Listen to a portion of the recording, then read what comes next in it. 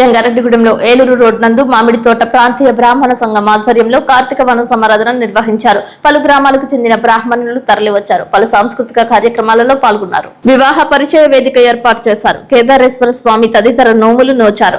ఆడపడుచులకు పసుపు, కుంకుమ, చీర, జాకెట్లను అందజేశారు. చిన్నారులు వివిధ ఆటల పోటీల్లో పాల్గొన్నారు. సహపంక్తి భోజనాలు చేశారు. కార్తీక మాస ప్రాశస్త్యాన్ని వివరించారు. ఈ కార్యక్రమంలో ప్రాంతీయ బ్రాహ్మణ పరిషత్ అధ్యక్షులు సాయిబాబా, కుంద సత్యనారాయణ శాస్త్రి, సమయమంతుల రాధాకృష్ణ, తిప్పాబట్ల రామకృష్ణ, అన్నప్రగడ రాఘవులు, కనపర్త లక్ష్మీనరసింహ ధనకుమార్, ఆయనప్రతి చంద్రశేఖర్, జగదీశ్వరి పాల్గొన్నారు. పవిత్రమైన వివాహ బంధం ప్రాచుర్యం గురించి మాట్లాడారు. కార్తీక వన సమారాధన విశేషాన్ని కామవరపుకోటకు చెందిన లక్ష్మీ హయగ్రీవ పీఠం వ్యవస్థాపక అధ్యక్షులు, జ్యోతిష్య వేద పండితులు దుర్గాబాబు స్వామి వివరించారు.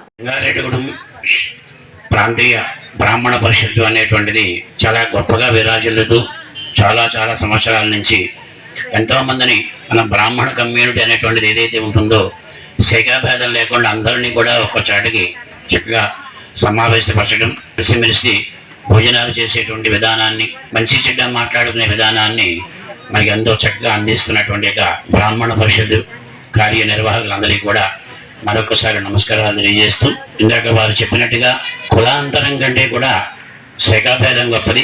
చాలా మంది మనకి వ్యవస్థలు ఇవాళ అనేక బ్రాహ్మణులకు సంబంధించి అంటే అన్ని శాఖలని కూడా ఒక చోట సమన్వయం చేసే విధంగా రాష్ట్రంలో అనేక చోట్ల వివాహ పరిచయ వేదికలు అనేటువంటి ఏర్పాటు చేస్తున్నారు. ఈ మధ్య కాలంలో కూడా తెనాల్లో చాలా భారీ స్థాయిలో ఏర్పాటు చేశారు. అలాగే అంతకుముందు గుంటూరులో ఏర్పాటు చేశారు. ఇలా ప్రతి చోట కూడా. అంతేకాకుండా మనకి పురోహిత బ్రాహ్మణ సమాఖ్య అనేటువంటిది ఒక వ్యవస్థ చాలా పెద్దగా మనకి రాష్ట్రంలో నిర్వహించబడుతోంది. దానిలో కూడా ఎక్కడ వేద విద్వత్ మహాసభ జరిగినా, ఎక్కడ విశేషమైన కార్యక్రమం జరిగినా అక్కడ కూడా వివాహ పరిచయ వేదిక అనే కార్యక్రమాన్ని కూడా ఏర్పాటు చేస్తూ దగ్గరకు రావడం జరుగుతుంది.